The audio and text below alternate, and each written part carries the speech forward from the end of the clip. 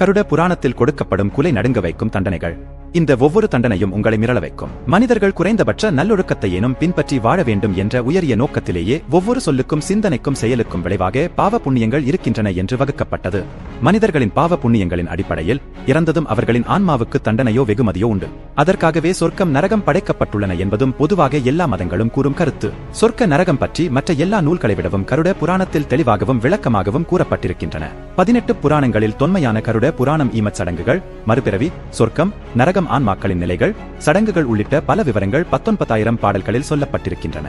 இறப்புக்குப் பிறகு ஆன்மாக்களின் நிலை என்று கருட பகவான் கேட்க பிரீமன் நாராயணன் விளக்கிச் சொல்லும் கருத்துக்களையே வியாச பகவான் 19,000 ஸ்லோகங்களாக கருட புராணம் என்ற பெயரில் இயற்றியிருக்கிறார். நன்மை செய்தவர்களுக்கு கிடைக்கும் சுகங்கள், தீமை செய்தவர்களுக்கு அவர்களுடைய பாவங்களுக்கு ஏற்றபடி 28 வகையான நரகங்களில் கொடுக்கப்படும் கொடுமையான தண்டனைகள் பற்றியும் விளக்கிச் சொல்லப்பட்டிருக்கிறது. பாவம் செய்தவர்களுக்கு கிடைக்கும் தண்டனைகள் பற்றி கருட புராணத்தில் சொல்லப்பட்டிருக்கும் சில தண்டனைகளை இங்கே பார்ப்போம். பொய்ச்சாட்சி சொல்லி நிரபராதிகளை துன்பத்துக்குள்ளாக்கும் மனிதர்களுக்கு உண்டான நரகம் அவிசி. இங்கு துர்நாற்றம் கொண்ட நீரில் ஆன்மாக்கள் அழுத்தப்பட்டு துன்புறுத்தப்படும். மக்களை கொன்று குவிக்கும், அப்பாவிகளின் உடைமைகளை பறித்துக் கொள்ளும் அநியாயக்காரர்களுக்கு சாரமேயாதனம் என்ற நரகம் நிச்சயம். இங்குள்ள கொடிய மிருகங்கள் ஆன்மாக்களை வாட்டி வதைக்கும். மனைவியை துன்புறுத்தி வதைக்கும் நபர்களுக்கு லாலாபட்சம் நரகம். இங்கு ஆன்மாக்கள் தீக்கோலால் சுட்டுத் தண்டிக்கப்படும். பசுக்களை காரணமின்றி வதைப்பவர்களுக்கு விசசனம் நரகம் கிடைக்கும். இங்கு ஆன்மாக்கள் சவுக்கடியால் துன்புறும். எந்த தொந்தரவும் செய்யாத மிருகங்களை வதைக்கும் நபர்களுக்கு பிராணிரோதம் நரகம். இங்கு ஆன்மாக்கள் கூறிய அம்புகளால் குத்தப்பட்டு துன்பத்தை அனுபவிக்கும்.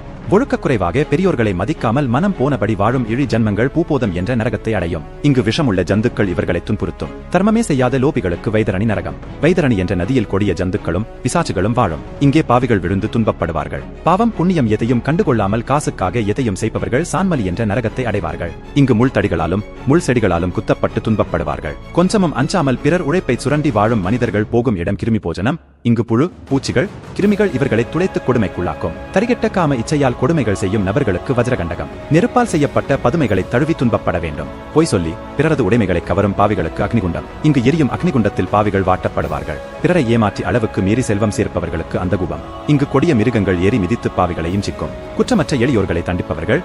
நீதிக்கு புறம்பாக நடக்கும் நபர்களுக்கு பன்றி முக நரகம். பன்றி முகம் கொண்ட கொடிய மிருகத்தின் வாயில் சிக்கி வதைப்படுவர். தர்ம நெறியை விட்டு தெய்வ நிந்தனை செய்யும் பாவிகளுக்கு அசிபத்திரம். இங்கு பூதங்களால் பல கொடுமைகளுக்கு ஆளாவார்கள். பெற்றோரே பெரியோர்களை இம்சிக்கும் பிறவிகள் காலகத்திரம் செல்வார்கள். இங்கு அடி உதை பசி என்று ஆன்மாக்கள் தவிக்கும். உணவில் விஷம் வைப்பவர், மிருகங்களை கொன்று உண்பவர்களுக்கு கும்பிபாகம். இங்கு எண்ணெய் கொப்பரையில் ஆன்மாக்கள் வாட்டி எடுக்கப்படும். குடும்பத்தை கெடுப்பவர், உறவுகளை பிரிப்பவர் செல்லும் இடம் மகாரமரவம். இங்கு கண்ணுக்கு தெரியாத மாய வடிவங்கள் இம்சிக்கும். குழந்தைகளை, முதியவர்களை, நோயுற்றவர்களை, அபலைகளை இம்சிக்கும் எல்லோரும் செல்லும் இடம் ரமரவம்.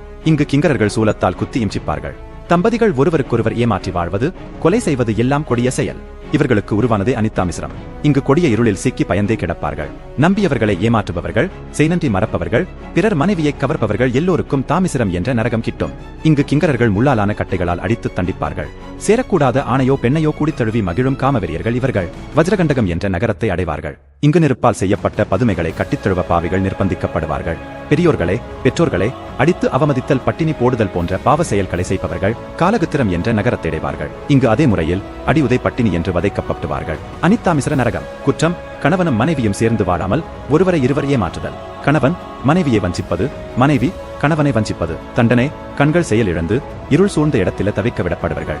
அக்னிகுண்டம். குற்றம், பிறருக்கு உரிமையான பொருட்களை தனது வலிமையாலும் செல்வாக்காலும் அபகரித்து வாழ்தல், பலாத்காரமாக தனது காரியங்களை நிறைவேற்றிக் கொள்தல். தண்டனை, இவர்களை ஓர் நீண்ட தடியில் மிருகத்தைப் போல கைகால்கள் கட்டப்பட்ட நிலையில் எரியும் அக்னிகுண்டத்தில் வாட்டி எடுக்கப்படுவார்கள். பிரமரவ நரகம். குற்றம், பிறருடைய குடும்பத்திற்கு கேடு விளைத்தல், அழிப்பது, அடுத்தவர் பொருட்களை பறித்தல். தண்டனை, சூலாயுதம் கொண்டு குத்தி துன்புறுத்தப்படுகிறார்கள். அந்நியன் என்ற திரைப்படம் வருவதற்கு முன்பு வரை நம்மில் பெரும்பாலானோருக்கு கருட புராணம் என்று ஒன்றிருப்பதே தெரியாது. கருட புராணம் என்பது இந்து சமய புராணங்களில் ஒன்றாகும். வைணவ புராணமான இதில் விஷ்ணுவும் கருடனும் உரையாடுவது போன்று அமைந்துள்ளது. மரணத்திற்கு பின் உள்ள வாழ்க்கை, ஈமச்சடங்குகள் மற்றும் மறுபிறவி போன்றவைகளை பற்றி இது விளக்குகிறது.